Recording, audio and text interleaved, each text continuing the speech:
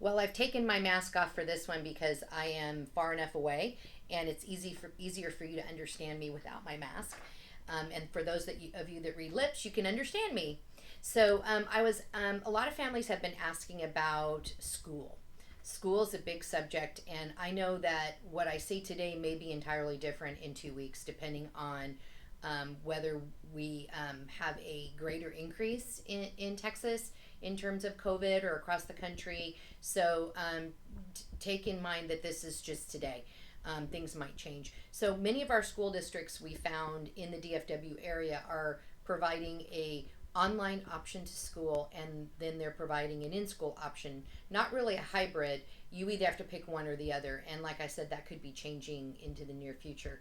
And a lot of our families, some are opting to stay home and some are opting to go back to school. I think you really have to evaluate your life situation and see what works best for your life and families. I would say the ones that are staying at home have immunosuppressed children or immunosuppressed family members or elderly family members, and they're concerned about the risk because they live with the family and they want to be err on the side of caution. Realizing that if you do go online, even though there's a teacher, it's going to be like homeschool, which you're all real familiar with because most everybody started doing this option back in March when we had our stay-at-home order, so or April. So it'll be a continuation of that, and I don't know whether it's going to look like a Zoom classroom where everybody will be on that's online with an instructor, or how that's going to look. I don't know how they're going to set up the schools in terms of providing shields or whatever they're going to do. But I think you have to evaluate that for you and your child. I know we always want to err on the side of safety. So if there's a concern, you're definitely welcome to try that option. I don't think they're going to make anybody stay with an option that's not working for them. So I think there's going to have to be some flexibility in that process. Some of you were able to stay home and augment learning for your student, and some of you are not able to do that, and you really need to get your kiddo back in school. They do better with a hands-on live version. Screens have not worked well for them. So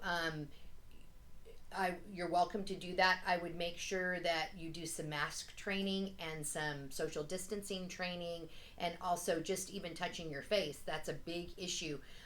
Hand washing. So all those things need to be implemented. If you're a client here, we work on this all the time, and please talk to your therapist. They will continue to work on that process, so it's second nature. You'd be surprised how quickly this has become second nature for many of our kiddos.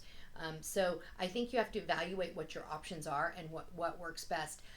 If your child's on an IEP, I highly recommend that you meet with the school and ask how that IEP is going to be implemented. My biggest concern are for those kiddos that are not traditional learners and not in a traditional classroom.